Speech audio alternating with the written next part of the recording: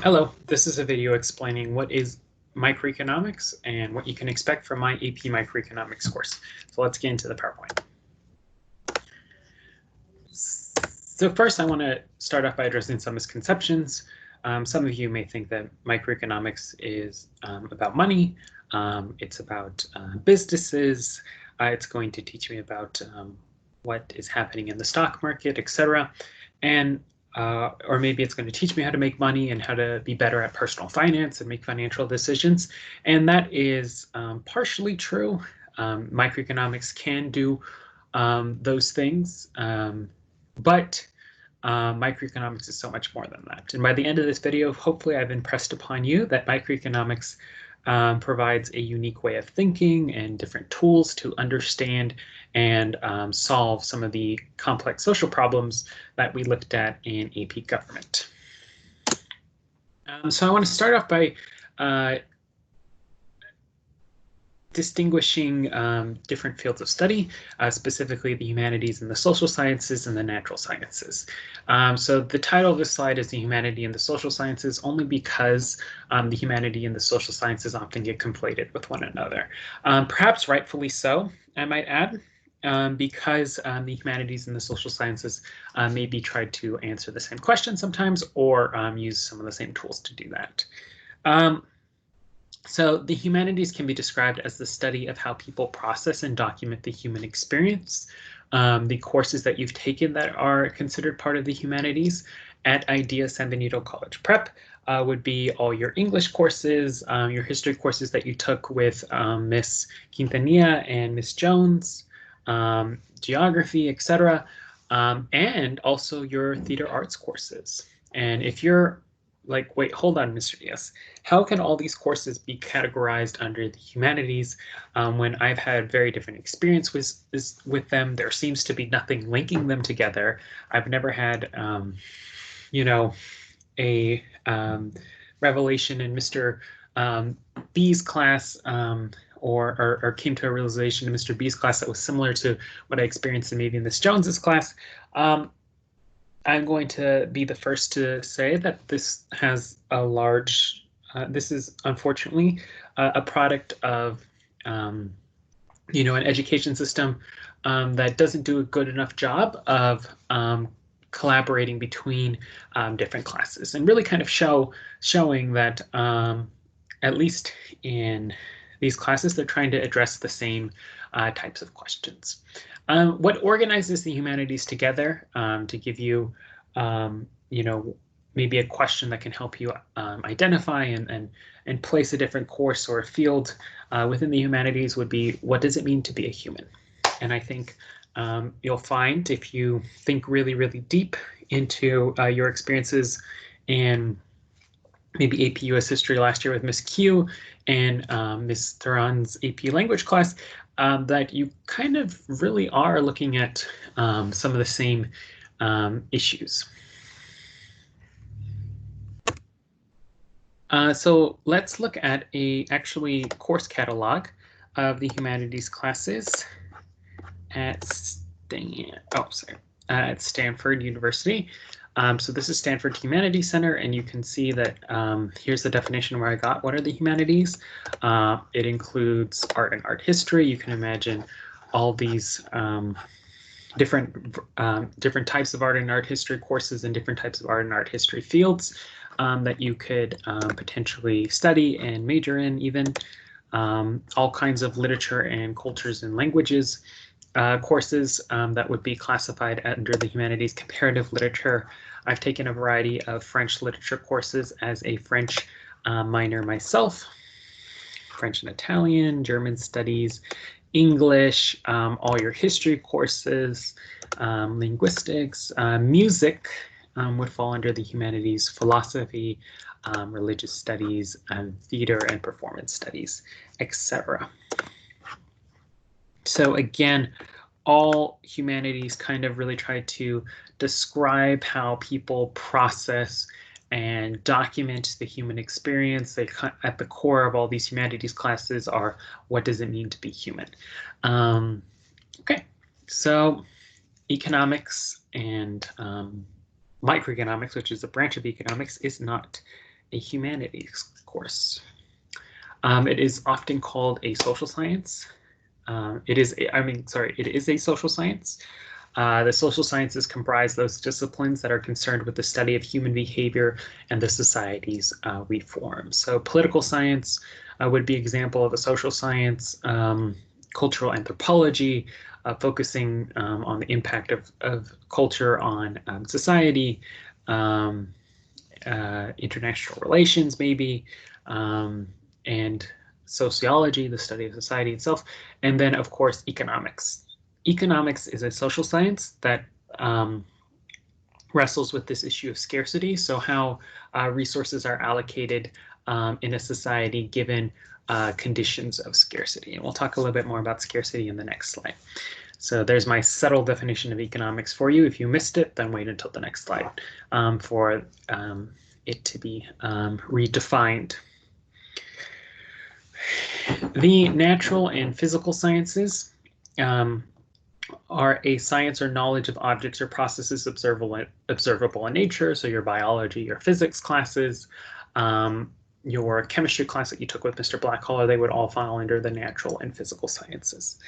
I will say that the humanities and the social sciences are often, draw upon and use the same tools, or often are dependent upon one another. But I, want to fix economics within the social sciences and to classify it as a social science and explain that a social science deals with human behavior and understanding human behavior in the societies it creates. So that way we can understand what kinds of tools AP Microeconomics is going to give us. But I would also argue that the humanities and the humanities, the social sciences, the natural sciences, society demands of you a minimal competence in all three, right? An understanding of all three to not only to be just functioning member of society, but also to help address, some of the complex social problems that AP government really kind of laid out for you guys that needs to be addressed.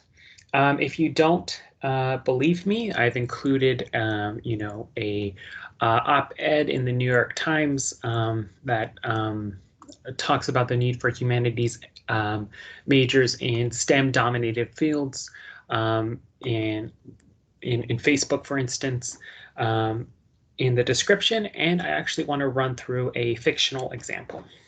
So let's consider the Society of Interstellar, the fictional Society of Interstellar. So in Interstellar, which where all these pictures on the right-hand side come from, in Interstellar, you can imagine there's a tremendous environmental catastrophe on Earth. There's only corn crops that are available. All kinds of other food sources are greatly diminished. And Matthew McConaughey and a team of astronauts are sent off to go in search of another planet that humans could potentially live on. So that's the whole premise. You can imagine someone that is steeped in the humanities, that understands the humanities, potentially looking back at past environmental catastrophes and the way that Earth has handled past environmental catastrophes, maybe even the coronavirus pandemic, and kind of trying to understand what happened, humans' responses to it, and how humans managed to overcome it. And maybe that could help this fictional interstellar society overcome this environmental catastrophe. You can also imagine, and this is what the second picture speaks to, and I'll get back to what I was trying to get at with the first picture, but the second picture speaks to the role of social scientists. So a social scientist, like a political scientist, might want to wonder, what is the effect of this environmental catastrophe on politics? Is there going to be a suddenly new string of extreme fanatical candidates that win the presidency and win congressional elections because of the chaos engendered by this environmental catastrophe? That would be something a political scientist would try to answer. An economist, which wrestles again with how resources are allocated given the condition of scarcity, might wonder, what is the price of corn going to look like? Is everybody but going to be able to afford corn? What types of people are not going to be able to afford corn? What can the government do to maybe decrease the price of corn, which is the only really viable crop in this fictional world, so the most number of people get it? What is human welfare going to look like? What kinds of things are humans going to buy a lot of in this catastrophe? What does this mean for the price of maybe luxury items like sports cars, etc.? Like all kinds of different questions that stem from this environmental catastrophe. You can also imagine natural scientists or physical scientists' role in solving this problem, this grave social problem that exists in Interstellar, but by simply creating the spaceship Matthew McConaughey and his teams of astronauts use to travel around in search of new viable worlds. Also, maybe genetically engineering more crops to potentially be used to provide more resources to more people. And then an economist might want to try to see how those genetically engineered crops might depreciate prices, et cetera, and increase access to essential food. So you can see how societies kind of need all people steeped in all kinds of different areas to solve major social problems, et cetera. Being minimally competent in all these different fields is a must for understanding social problems and being a contributing member to fixing social problems and to society in general. I also included this funny little quote from Anne Hathaway. So in one point in the movie, Anne Hathaway says, "Love is one thing we're capable of perceiving that transcends dimensions of time and space," because clearly the people that wrote this movie were not immune to creating really, really weird and bad dialogue. It was just, the movie itself was kind of poorly reviewed because although it really showed a lot of really great visual images and stuff like that, it kind of had like a very weird message. The philosophical message and the dialogue itself was kind of a little flat and a little tried a little too hard at times. So you can imagine if we break the fourth wall for a minute, before we break the fourth wall, obviously Anne Hathaway is trying to wrestle with what a humanities major might try to wrestle with, which is what does it mean to love given this horrible environmental catastrophe? How does that relate to being a human, etc.? But we can break the fourth wall for a minute and say something about, the people that produced this movie, that made this movie, likely film studies, people steeped in film studies and how to create a film, etc. So another member of Humanities, maybe they didn't do a good job. And that's where film critics come in, also people that are steeped in the humanities, etc.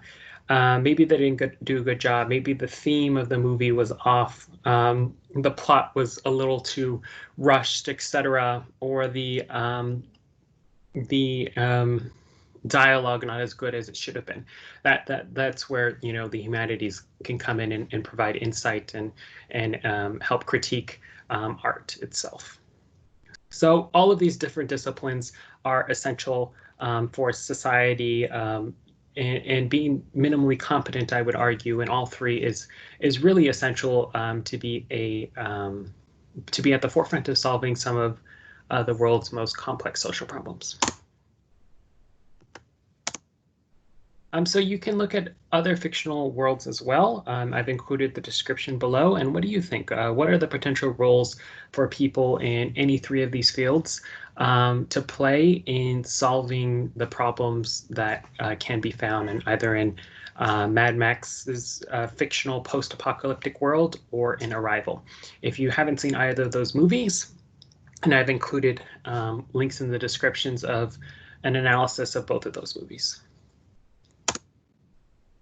Okay, so if you're lost a little bit, then let's just take a pause and let's just define what is economics. Economics is a social science, and a social science deals with describing human behavior, understanding human behavior, and the societies that are formed because of human behavior. So economics specifically is a particular type of social science that focuses on the study of how to allocate scarce resources or how scarce resources are allocated among competing ends. Economics is divided into two branches: macroeconomics, which we will touch a bit on a little in this class, but is not going to be the main focus of this class because we're not taking AP Macroeconomics, we're taking AP Microeconomics. But macroeconomics is a branch of economics that deals with the whole economy and issues that affect most of the society. So think stuff like inflation and unemployment. So maybe if I was creating an introduction to AP Macroeconomics video, I might talk about the unemployment statistics affecting the United States as a result of the coronavirus pandemic, specifically government-imposed shutdowns of non-essential services. But I'm not. Microeconomics, on the other hand, is all about how individuals and firms make decisions given that we live in a world of scarcity. So macro, think big; micro, think small. So scarcity doesn't have to be like the extreme scarcity that you see in Mad Max Fury Road, where water itself has become so scarce that it is sold by competing warlords, etc., as Aquacola. It doesn't, scarcity, has kind of like a negative connotation attached to it, and maybe rightfully so. I would love to live in a world where everything was super abundant and where I could get whatever I want and whatever I needed just by wishing it, but that is not possible. We live in a world where things are limited. Economics, therefore, predictably, is often called the dismal science. Dismal meaning depressing science, because economists often say all the time, you can't have it all. You just simply can't. There's no such thing as a free lunch. Economists say that their world is dominated by trade-offs, where you have to give up something to get something else. And we're going to look more at trade-offs when we get into opportunity costs in the upcoming lessons. Okay, there are two types of actors in microeconomics that we'll look at. One of the things that I forgot to say, but I will say now, is that the social sciences are obviously not as precise as the natural and physical sciences in that there comes with a lot of assumptions when you're studying human behavior. Humans are so different a lot of the times. It's very, very difficult to come up with a precise, for example, in microeconomics, they oftentimes try to predict consumer behavior, but to come up with like a precise numerical figure, right? As exists a lot of the times in your physics classes, etc. So it's not as precise as the natural and physical sciences, and there's a lot of assumptions built in, but I think microeconomics does still offer a very, very powerful set of tools for understanding the world. So there are two types of actors in microeconomics. Consumers. Consumers will assume have unique budget constraints. I'm a consumer. I have a budget constraint. I have a salary. I try to live within my salary. I try to buy certain things and save. I don't have an unlimited amount of cash coming my way. I wish. And will also assume in microeconomics that consumers try to maximize utility. So utility is a vocabulary word. We'll just assume that utility means like general satisfaction with a good and service. So utility is interesting because utility is a lot of the time subjective per each consumer. So I obviously, as you can tell, really love to read. I love to read all sorts of things. So maybe in my budget, I leave a lot of room for buying books, which I do. I love to buy books because one day I want a library in my house of like all the books that I've read, etc. I also love to watch movies and films. So you can imagine that in my budget that I leave a lot of room for Netflix and Hulu and going out to the movies, etc.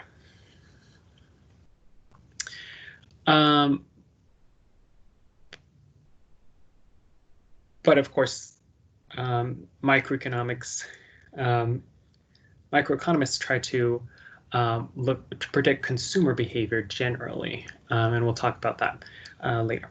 But producers try to maximize profits. That's the assumption. To maximize profits, they have to both consider the demand of consumers. They have to consider not only what Mr. Diaz wants, but with what like a whole number of consumers might potentially want. And they also have to consider the costs that go into producing something for consumers.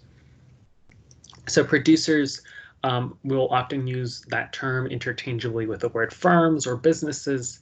They're a major actor in microeconomics. So an example of a producer would be like Facebook, Netflix, and then the people that manufacture Pandora bracelets. There are three fundamental questions in microeconomics: what goods and services should be produced, how to produce those goods and services, and who gets it. Prices help resolve these three questions for the most part. What goods and services should be produced depend on consumer demand. What do consumers want? And it also depends a lot on input costs. So how to produce those goods and services also relates to the first question. Firms, if we assume that they want to maximize profit, maybe they're going to try to use the cheapest materials possible to create a good and service. And then who gets it, of course. In the United States, it's pretty obvious who can ever afford it, who can pay the price itself, gets the good or service. So for example, this is a telephone from the series Black Mirror, because I honestly don't have an iPhone, so I don't know what iPhone would be most appropriate to use here. But you can imagine that if this were a future Apple phone, what goods and services should be produced. Obviously, Apple knows that people love smartphones and stuff like that. So that question is ticked off the box in terms of what Apple should be producing. How to produce those goods and services. Obviously, Apple wants to use the cheapest way possible to produce a high quality phone that a lot of people will buy. So maybe they'll use maybe cheap labor in Vietnam, or use try to look for rare earth minerals that are produced fastest and cheapest, etc. And then who gets it? Of course, whoever can afford it. Whoever is going to afford this good and service, or this good can get this new fictional iPhone. So those are the three main questions that we'll wrestle a lot with in AP Microeconomics. Positive versus normative questions and concepts. This is just an interesting vocabulary distinction that I wanted to introduce early on. So positive, either questions or analysis, describe the way things are, and normative questions or analysis describe the way things should be. So hold on for a minute. I know you might get a little confused with the term positive describing the way things are, because you may think positive and normative should be switched, because positive means happy and smiley, so maybe it should come attached with like the way things should be. But no, we don't mean positive in the sense like happy and smiling. We mean it in like, oh, we're sure that this is the answer, like positive in that sense. So what do I mean by this? That economics uses a lot of positive and normal questions and analysis. And we have to be able to distinguish between the two. So for example, coronavirus vaccine, positive, describing the way things are.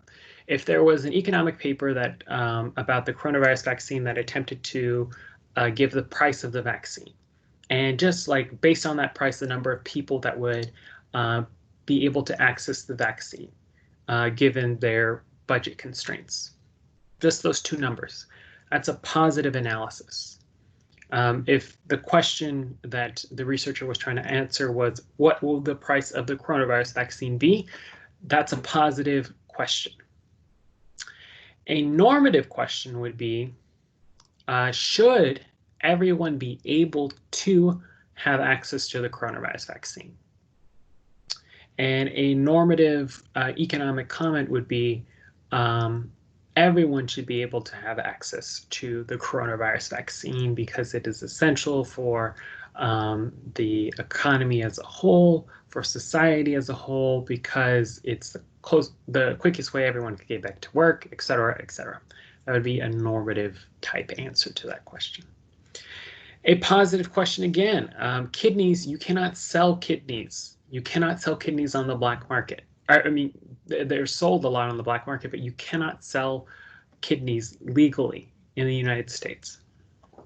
So a positive question might be, what are the price of kidneys on the black market? Or what types of people in terms like income level on this black market are able to acquire kidneys? A normative question would be, should kidneys be legal? Or like, should it be legal to sell kidneys? A normative response to that question would be something along the lines of, yes, it should be legal to sell kidneys because there is currently a shortage in the number of donors that can provide kidneys, and the number of people that want kidneys is a lot greater than the number of current donors. And if we incentivize people to sell their kidneys, we would close that gap between those two figures. Or maybe potentially another normative economic analysis would be along the lines of, no, we should not sell kidneys because then only rich people could afford kidneys, and kidneys on the black market currently cost about $50,000, so we should never sell kidneys. Last example, a positive question. This is the red light district in Amsterdam. A positive question would be like, what is the price of a prostitute in Amsterdam? What is the price of a prostitute maybe on the black market in the United States in this particular city, etc. A normative question would be like, should we allow people to sell their bodies? Should we allow people to profit from sex and sexual intercourse? Should prostitution be legal or not? And then however you answer that question would be a normative answer or question. But we deal a lot with both in this class. We're going to deal a lot with normative questions because they're the most interesting to answer, right? And I want to hear your guys' thoughts about them, but I want you guys to also understand that we are going to steep our normative answers in economic concepts that we learn in class, and try to use the tools of economics to address these major social problems that I outlined in AP Government.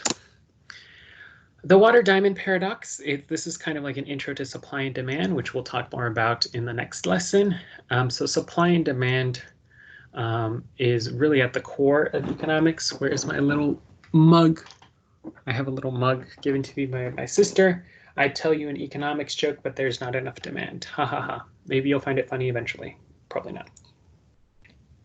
But the water and diamond paradox gets at how prices are set in a market economy, or an economy in general. How are prices determined? They're determined by both supply and demand. But let's look at this paradox. Remember, a paradox means like a seemingly self-contradictory statement that when you investigate it further, it's actually pretty true, pretty accurate. So I'm going to ask you a question. I just want you to think about it. I'll tell you to pause the video. So maybe you can come up with the right answer, and then I'll give you the right answer. So water is essential for life. I have water in this mug right now. Water is absolutely essential for life. I need it.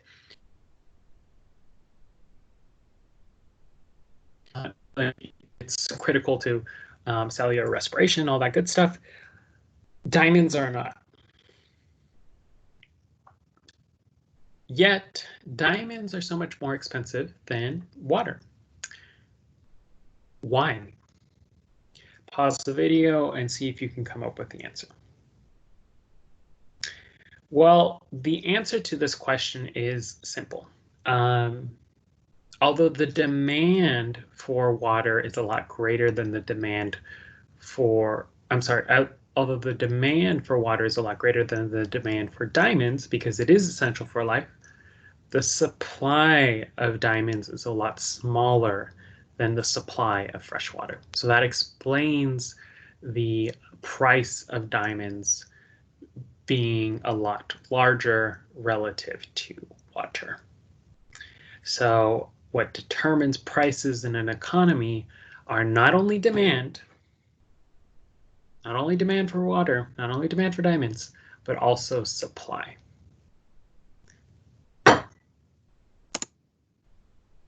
Okay, so why is economics important? I've already alluded to the fact that it's going to help you address a lot of complicated social problems and issues that we outlined in AP Government. And it's a cool way and means for analyzing the world. But I will also say, just to kind of reiterate how important it is, and to kind of show you how valued it is in both American society and like the world by and large, you can get a Nobel Prize in economic sciences. Pretty impressive. You can't get a Nobel Prize in political science. You can't get a Nobel Prize in sociology. You can get a Nobel Prize in economic sciences. Pretty prestigious then. So it seems like it's a pretty important social science. It's a pretty important field of study. Let's look at maybe the 3 most popular majors at every Ivy League school. Let's see, Princeton's 3 most popular majors are, let's see, Brown's Economics, number 1, Brown University. Columbia University, Economics. Cornell is not Economics. Dartmouth, Economics, number 1. Harvard University, Economics, number 1. UPenn, Finance first, but then Economics, number 2. Princeton University, Economics. Yale University, Economics. Pretty impressive. Pretty cool. Okay, so economics is obviously a great tool for understanding and processing the world. We're going to talk about supply and demand and opportunity costs in the coming weeks. Please check the links in the description for a lot of cool videos, video essays related to the exercises of imagining the roles of like a social scientist, someone steeped in the humanities, such as a historian, or a natural and physical scientist in in Arrival or Mad Max, and all kinds of different New York Times articles and all kinds of video links. So please check the description. Yeah, see you later.